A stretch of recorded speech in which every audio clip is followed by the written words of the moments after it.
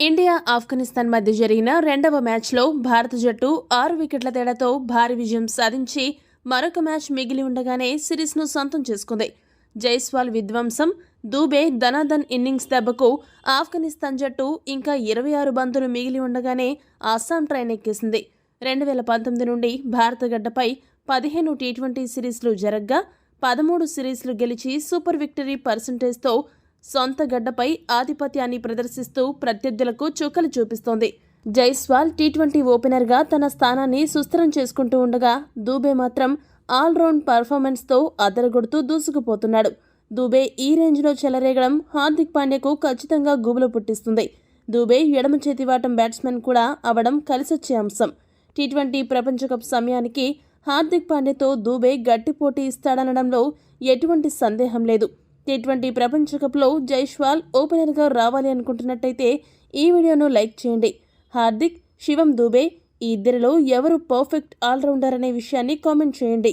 మరొక్క మ్యాచ్ మిగిలి ఉండగానే ఇండియా సిరీస్ గెలవడం బాగానే ఉంది.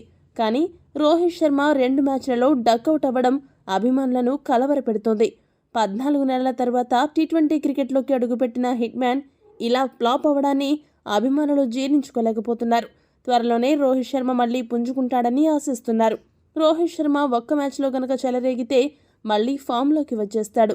మరి 3వ టీ20లో అయినా వింటేజ్ రోహిత్ శర్మ బయటకు వస్తాడో లేదో చూడాలి. ఈ మ్యాచ్ హైలైట్స్ విషయానికి వస్తే భారత జట్టు టాస్ గెలిచి ఆఫ్ఘనిస్తాన్ జట్టును బ్యాటింగ్కు ఆహ్వానించింది. ఆఫ్ఘనిస్తాన్ జట్టు ఇన్నింగ్స్ ప్రారంభించిన ఓపెనింగ్ బ్యాట్స్మెన్ రహ్మానుల్లా గుర్బాజ్, ఇబ్రహీం జద్రాన్ ఇద్దరూ ఆచితూచి ఇన్నింగ్స్ ప్రారంభించారు. ఒకరు దూకుడుగాను, మరొకరు డిఫెన్స్ ధోరణిలో బ్యాటింగ్ చేస్తూ ఉండడంతో కెప్టెన్ రోహిత్ శర్మ స్పిన్నర్లను రంగంలోకి దించాడు. కెప్టెన్ నమ్మకాన్ని వమ్ము చేయకుండా spinner Ravi Bishnoi, opener Gurbaz wicket తీసి సత్తా చాటాడు. ఆరంభంలోనే వికెట్ పడడంతో ఇబ్రహీం జద్రాన్ మరింత నెమ్మదించాడు. అయితే క్రీజ్లోకి కొత్తగా వచ్చిన గుల్బదీన్ నయీబ్ మాత్రం చెలరేగిపోయాడు. క్రీజ్లోకి రావడంతోనే భారీ షాట్లతో విరుచుకుపడ్డాడు. ఎక్కడ రన్ రేట్ పడిపోకుండా జాగ్రత్త పడుతూ స్కోరు వేగాన్ని కూడా పెంచుకుంటూ పోయాడు. అతడి దూకుడుకు ఆఫ్ఘనిస్తాన్ స్కోరు పవర్ ప్లేలోనే హాఫ్ సెంచరీ మార్కు దాటింది. అలాంటి సమయంలో అక్షర్ పటేల్ బౌలింగ్కు వచ్చి కెప్టెన్ ఇబ్రహీం జద్రాన్ను క్లీన్ బౌల్ చేశాడు.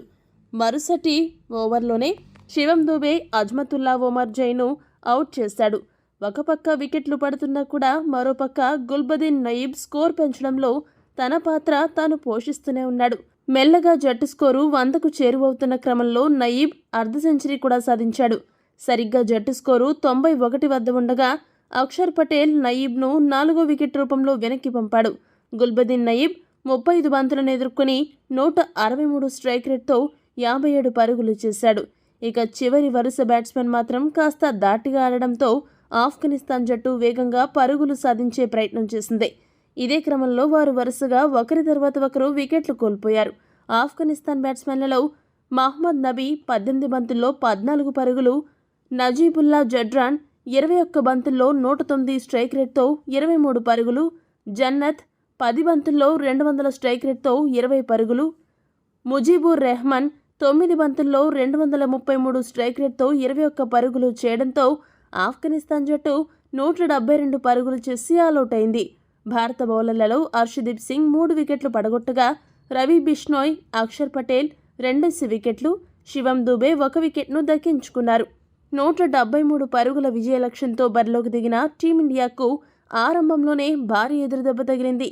Team India captain star opener Rohit Sharma ఈ మ్యాచ్లో కూడా గోల్డెన్ డకౌట్ అయ్యి తీవ్రంగా నిరాశపరిచాడు. అయినా కూడా మరో ఓపెనర్ జైస్వాల్ ఆకాశమే హద్దుగా చెలరేగిపోయి 200కు పైగా స్ట్రైక్ రేట్తో బ్యాటింగ్ చేసి ఆఫ్ఘనిస్తాన్ బౌలర్లపై చెలరేగిపోయాడు. జైస్వాల్కు తోడుగా కోహ్లీ కూడా టీ20 మోడ్లో బ్యాటింగ్ చేస్తూ 181 స్ట్రైక్ రేట్తో హిట్టింగ్ చేసి పరుగుల వరద పారించారు. వీరిద్దరి దెబ్బకు ఆఫ్ఘనిస్తాన్ బౌలర్లకు ఊపిరాడలేదు. 16 బంతుల్లో 29 పరుగులు చేశాక కోహ్లీ పెవిలియన్ చేరాడు.